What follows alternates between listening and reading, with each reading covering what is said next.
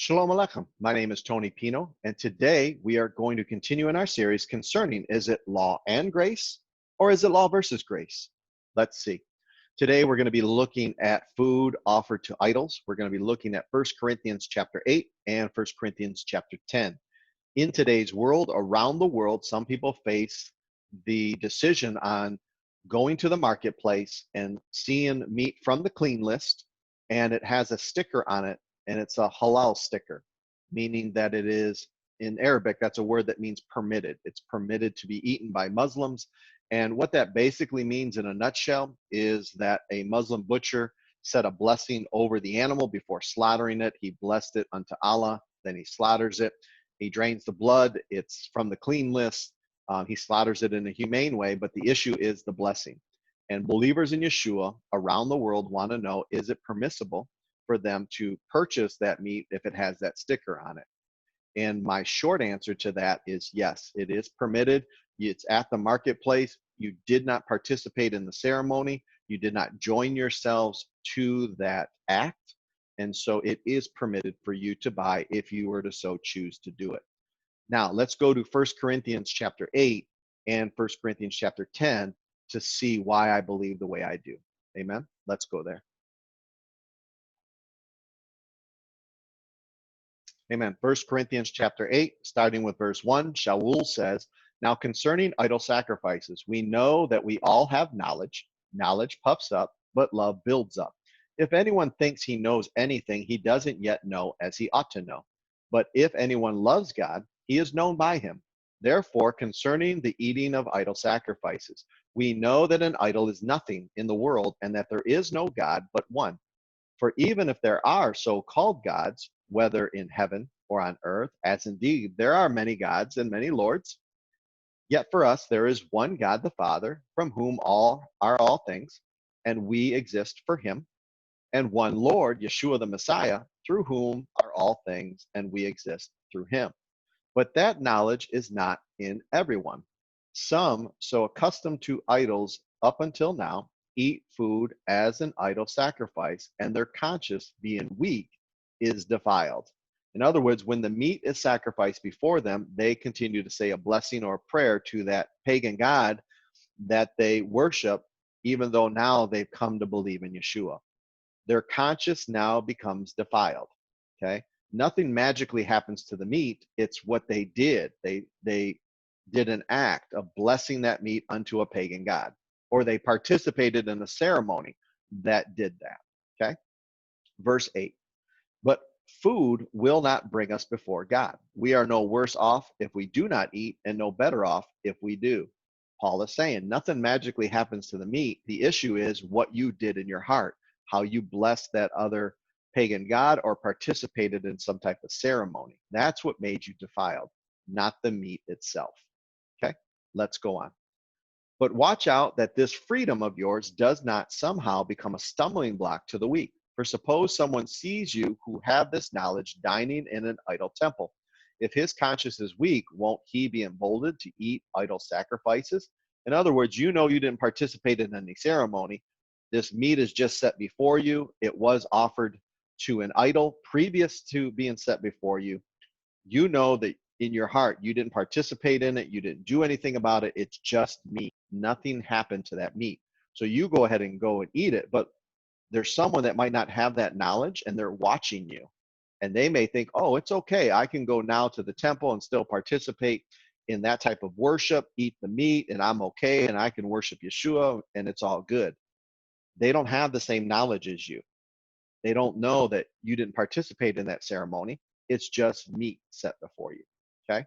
So we have to be very careful of our other brothers and sisters.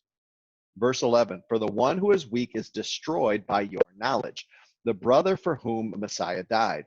In this way, when you sin against the brothers and sisters and wound their conscience when it is weak, you sin against Messiah." We always look out for the benefit of others more than ourselves. Even if we have certain freedoms, we will watch out for our brothers and sisters first. Amen. They may not have the same knowledge as you. Verse 13, "For this reason, if food causes my brother to stumble, I will never eat meat again, so that I do not cause my brother to stumble." Amen. All right, so now let's go to 1 Corinthians chapter 10, and let's go down to verse 14. Paul says, he's picking this up again. He's talking about food offered to idols. Therefore, my dearly loved ones, flee from idolatry. I speak as to sensible people. Judge for yourselves what I say. The cup of the blessing that we bless, isn't it a sharing of Messiah's blood? The bread which we break, isn't it a sharing of Messiah's body? So when you participate in the ceremony, okay, of Passover, and when we lift up the cup of wine and the bread, we are participating in a ceremony honoring Yeshua in our hearts, that he did this work for us. He died for us. This body and blood was offered for us. Amen. And so it is in our hearts that we are offering this up. This is what is making it true worship. Nothing is magically happening to the wine or the bread. It's your participation in it. It's the same for idol worship. Let's go on. Since there is one bread, we who are many are one body, for we all participate of one bread.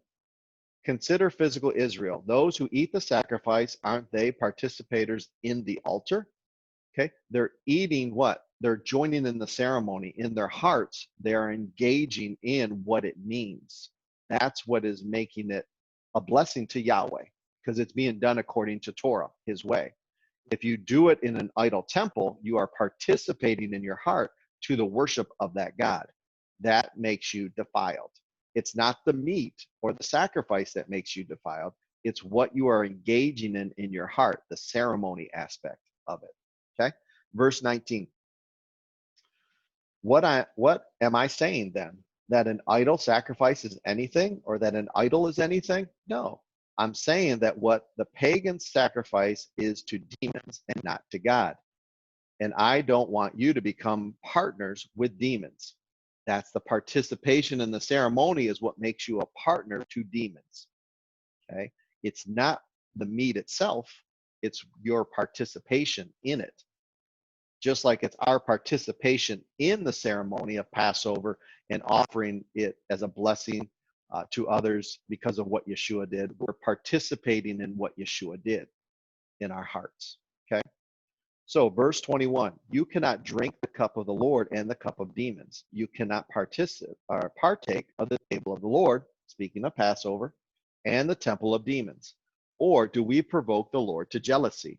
We are not stronger than he, are we? Everything is permitted, but not everything is helpful. Everything is permitted, but not everything builds up.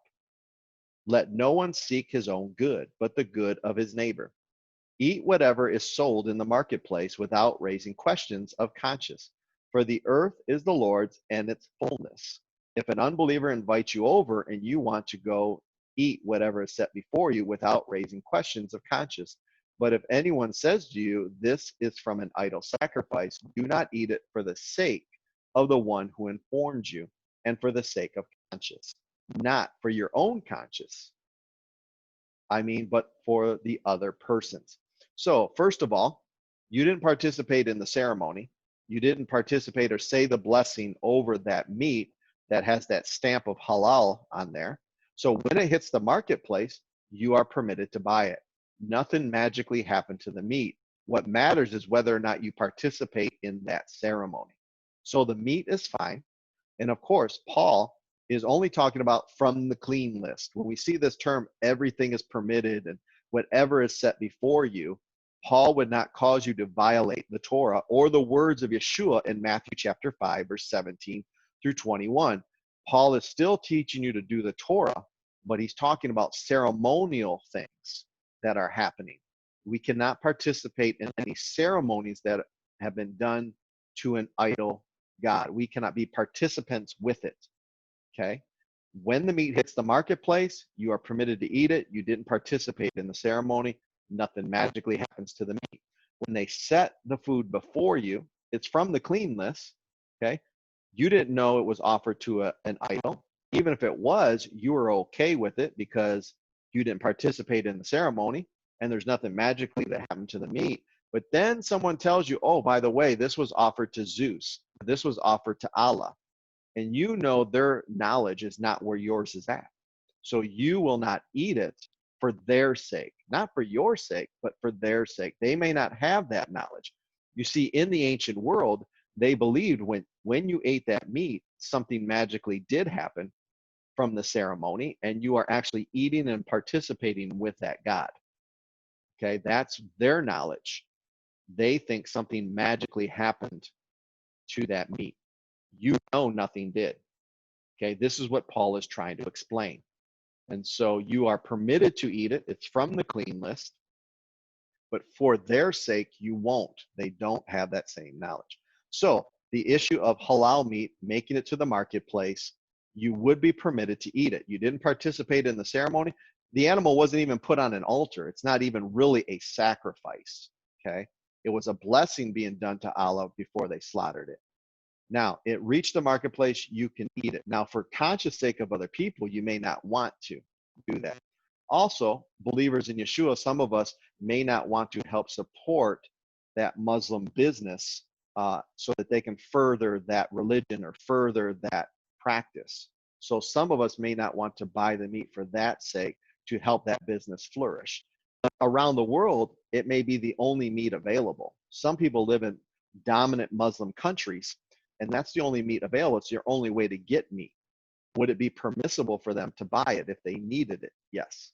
In my opinion, it would, according to Paul. Amen. So, verse 28, but if anyone says to you, this is from an idol sacrifice, do not eat it for the sake of the one who informed you and for the sake of the conscience. Not your conscience, I mean, but of the other person's. For why is my freedom judged by another's conscience? If I partake with thankfulness, why am I denounced because of something I give thanks for? If this food is set before you, you didn't participate in the ceremony, you give praise and honor to Yeshua for this food. That's who you're engaging with. Amen. You're engaging with Yeshua, not the pagan God. Nothing magically happened to the food. Amen. So, is it law and grace, or is it law versus grace?